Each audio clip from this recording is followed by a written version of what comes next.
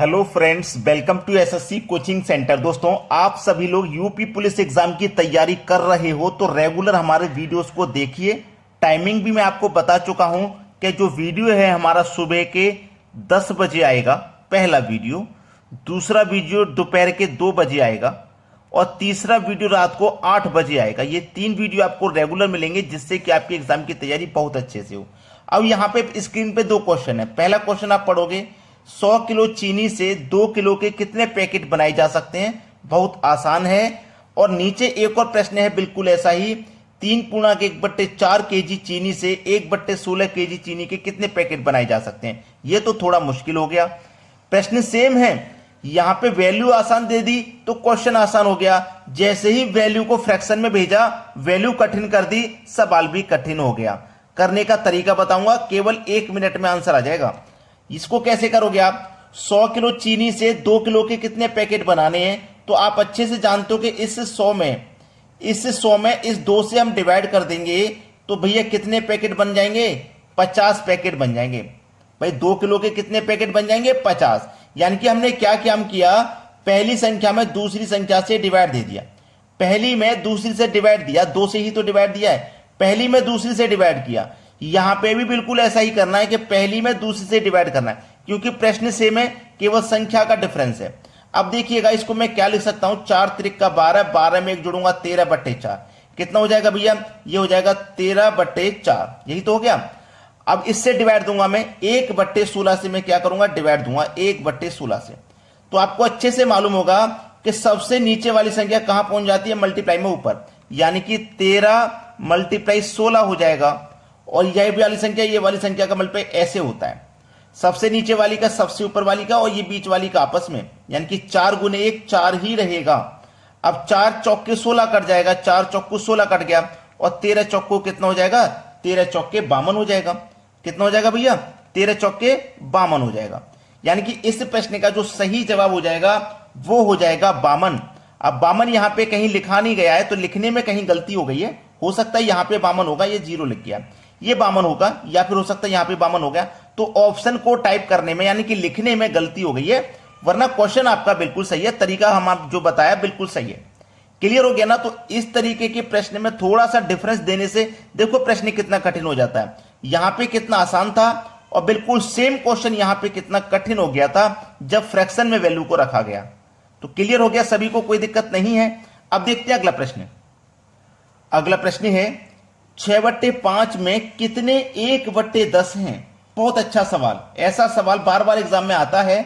तो आप क्या करते हो, देखिएगा, अगर मैं आपसे कहूं कि 10 में कितने 2 हैं, अगर मैं आपसे यह कहता हूं कि 10 में कितने 2 हैं, कितने 2 हैं 10 में कितने 2 हैं, नहीं पता हमें कितने 2, तो हम क्या करेंगे, 2 से यानी कि बाद वाली संख्या से पहली में डिवाइड कर देंगे, 5 बार में डिवाइड हो जाएगा, तो हमें यह पता लग जाएगा 10 में कितने 2 हैं, 5। यानी कि पहली संख्या में दूसरी से डिवाइड यहां पे भी कर देंगे। तो 6/5 में आप क्या करोगे, 6/5 में डिवाइड कर दोगे 1/10 से। ठीक है। अब 6/5 जब डिवाइड को आप मल्टीप्लाई में चेंज करोगे, संख्या पलट जाती है, 10 ऊपर आ जाएगा, 1 नीचे, 5 से 10 2 बार में कट जाएगा, 6 का मल्टीप्लाई 2 से कर दो, 12 आपका आंसर आ जाएगा। देखो किस ऑप्शन में दिया गया है, 12, बी ऑप्शन बिल्कुल सही जवाब हो जाएगा आपके प्रश्न का। एक और सवाल आगे दिया गया है, 26 और 26 शतांक को लिखा जाता है। इस प्रश्न की भाषा ऐसी है कि बहुत से बच्चे तो इसकी भाषा को देखकर ही छोड़ देंगे क्वेश्चन को। ऑप्शन में देखोगे दशमलव में आंसर है, एक ही ऑप्शन में 26 जो दशमलव में नहीं है। अब ऐसा प्रश्न कभी भी आ जाए तो उसमें करना क्या होता है, ध्यान देना। उसने बोला 26 और 26 शतांक, तो हमें क्या करना है, 26, ठीक है, प्लस ये वाला 26, ठीक है, 26 और 26, ये 26 शतांक है, ये तो केवल 26 है, लेकिन ये 26 शतांक है। तो जो 26 शतांक है, शतांक का मतलब होता है 100 से डिवाइड देना। क्लियर होगी बात, शतांक का मतलब होता है 100 से डिवाइड देना। 26 और 26 शतांक, 26 और 26 शतांक, ये 26 शतांक का तो 26 से डिवाइड देना इसमें। तो 2 0 है, तो 2 संख्या बाद दशमलव यहां लगेगा, तो ये 26.26 हो जाएगा, जो कि पहले ऑप्शन में दिया गया है प्रश्न का बिल्कुल सही जवाब। कोई भी संख्या हो, 50 + 50 शतांक हो तो 50 में 100 से डिवाइड देना है। कोई भी सवाल हो ऐसा, तो शतांक जिसके साथ लगा हुआ है उसमें 100 से डिवाइड देना है। चलिए अब देखते हैं अगला सवाल। अगला सवाल है 12 112 को 11 से और 13 223 को 13 से भाग देने पर प्राप्त शेष फलों का योग पूछा है। देखिए 12 112 को हमें क्या करना है, 11 से डिवाइड देना है और 13 223 को हमें क्या करना है, 13 से डिवाइड देना है।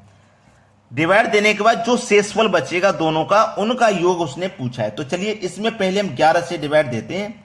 तो 11 एकम 11, एक बचेगा 11, 11 एकम 11, यहां भी 11 एकम 11, तो यहां हमें केवल एक शेष मिला।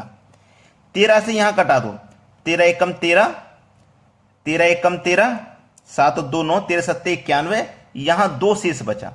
यहां एक बचा था, यहां दो बचा, दोनों का योग पूछा है, दोनों को जोड़ दो मतलब 3। तो दोनों का योग कितना हो जाएगा, शेष फलों का 3 हो जाएगा। ये आपका आंसर हो जाएगा पहला ऑप्शन। क्लियर हुआ ना सभी को। आप देखेंगे अगला प्रश्न। अगला प्रश्न है 3.1/3 में कितने 1/6 हैं। ऐसा सवाल मैंने कराया था, तो आप उसे कैसे करोगे, देखो 3 कमल पे 3 से करोगे 9, 9 में 1 जोड़ोगे 10/3 हो जाएगा। ये 10/3 मैंने क्या बताया था, दूसरी संख्या से डिवाइड देना है। तो 10/3 में हम डिवाइड देंगे 1/6 से। ठीक है, 1/6 से हम डिवाइड देंगे।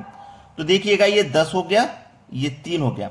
जब डिवाइड को हम मल्टीप्लाई में चेंज करेंगे तो संख्या पलट जाएगी, यानी कि 6 ऊपर हो जाएगा 1 नीचे।